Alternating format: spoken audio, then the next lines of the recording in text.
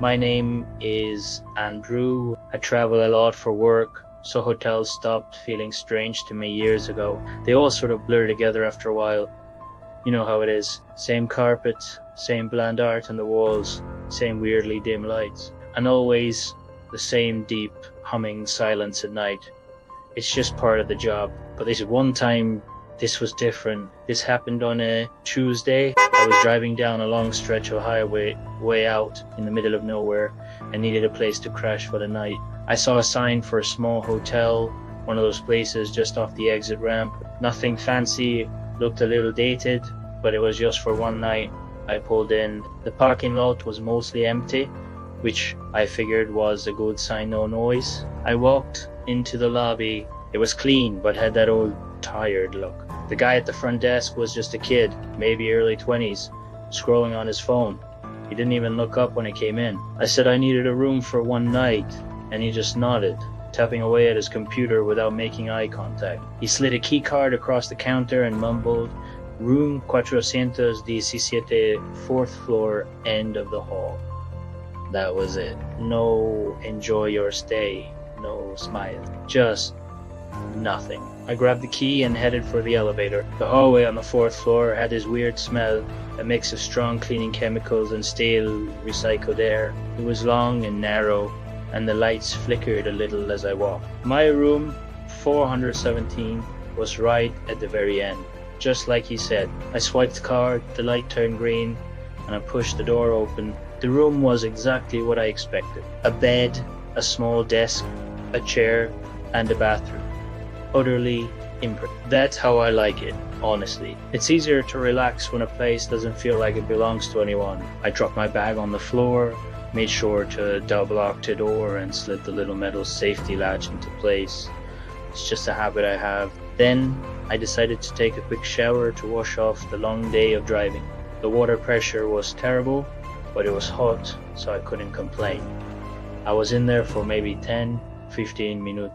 When I came back into the main room with a towel wrapped around my waist, I stopped dead in my tracks. The television was on. It wasn't loud, just a low hum. A news channel was playing, some talking heads discussing politics. I just stood there, dripping on the carpet, staring at Italiano. I was absolutely certain I hadn't turned it on. I walked in, dropped my bag, and went straight to the bathroom. But then you start to second guess yourself, right? Maybe I hit the remote when I put my bag down. Maybe I turned it on out of habit and just didn't register it. I tried to rationalize it. Primero wale kid over picked up the remote from the nightstand and clicked it off. The screen went black and the room was silent again. Shaking my head a little, I got ready and crawled into bed. The sheets were stiff and smelled like bleach. I was tired, and despite the weird TV thing, I fell asleep pretty quickly. Sometime later, I woke up. It wasn't a noise that woke me, and it wasn't a dream. It was that feeling. That primal, chilling feeling that you're being watched. You know, the hairs on your arms stand up, and your stomach just drops. I didn't move. I just opened my eyes and stared at the dark, textured ceiling, my heart starting to pound against my ribs. I lay there for what felt like an eternity, listening. The only sound was the faint hum of the air conditioner. And then I heard it breathing. It wasn't my breathing. I held my own breath, to be sure. This was something else. It was slow, very controlled, and it was close.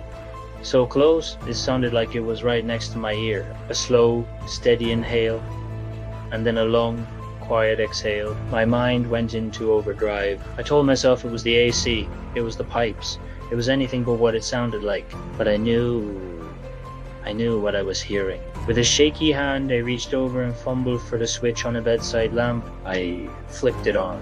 The room was flooded with that harsh, yellow hotel light. I sat bolt upright, my eyes darting everywhere. Nothing. The room was completely empty, exactly as I'd left it. The chair was empty, the corner was empty, there was no one there. But the feeling of being watched was still there, thick in the air. My heart was racing so fast I thought it was going to burst. I stayed sitting up, straining my ears, listening, but now there was only silence.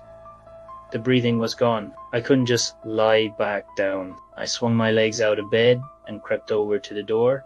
I checked the lock. The deadbolt was still engaged. The safety latch was still firmly in place. No one could have gotten in or out. I checked the window, locked from the inside. I even looked in the tiny closet and behind the shower curtain. Nothing, just an empty, sterile hotel room. I didn't sleep much after that. I just sat on the edge of the bed with the lamp on, watching the door, until the sun started to come up. As soon as it was light enough, I packed my things as fast as I could. I just wanted to get out of there. I didn't even bother with coffee. I went straight down to the front desk to check out. The same kid was there from the night before, looking just as bored. As he was processing my checkout, I decided to say something, trying to sound casual. "Hey, weird thing," I said. "The TV in my room turned on by itself last night." The clerk didn't look up from his computer, but he stopped typing. He nodded slowly. Then he asked, "What room were you in?" His voice was flat, totally devoid of emotion. 417, I told him. He stopped everything. His hands froze over the keyboard. He finally, for the first time, lifted his head and looked at me. His eyes were blank. He said very calmly, "Oh, that room is usually empty." I was a bit taken aback. "Empty? Why? Primera asket?" "Che. Primera asket?" He just stared at me for a second, then looked back at his screen. He said, "Guests don't like it." That was all he would say. I laughed, a short, uncomfortable laugh. I didn't know what else to do. I told him to have a good day and left as quickly as I could, the back of my neck prickling the whole way to my car. I tried to put it out of my mind, telling myself it was just a weird old hotel with faulty wiring and a creepy receptionist trying to mess with me. 2 weeks later, primera y deseado me, going through my credit card statements online, and there it was, a charge from that hotel. But as I looked closer, my blood ran cold. The charge wasn't for one person. It was a charge for 2 adults, for 2 people. My name is Laura. And this story still gives me chills. Ita peneda feo year sago duringa solo weekend trip. Primera arribed late at my hotel in the artos downtown. Te lo view hacer iliquiet. Almost deserted. The clerk at the front desk at this unsettlingly with a smile plastered on his face. He checked me in, and dead me my key card. Inside my room was 612. As primera turned to walk towards the elevators, he called out, "Just so you know, you rete only guest on that floor tonight. If you need anything at all, just let us know." I remember his words so clearly because they echoed in the silent lobby. When the elevator doors opened on the 6th floor, primera was met with absolute silence. No distant TVS, no muffled conversations, no footsteps. It felt completely empty, just like a side. Primera found room 612, went inside, and it was perfectly normal. Clean. TD. Nothing out of place. Primera did what an Yone would do double locate the door. Ordered some room service, and put on a movie. Trying to unwind from the long drive. It was around midnight 21st ard Italiano. A soft click. Tente unmistakable sound of a door closing. It wasn't my door. It was coming from the room right next to mine. 614. Primera paused my movie and listened intently. Primera could there find footsteps. The sound of someone moving around in the adjacent room. Primera tried to rationalize Italiano. Maybe the clerk made a mistake. Maybe another guest checked in after me. It was a big hotel. After all. Primera shrugged it off and went back to my movie. An hour later.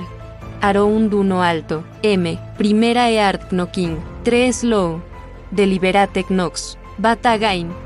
Not on my door. They were coming from next door.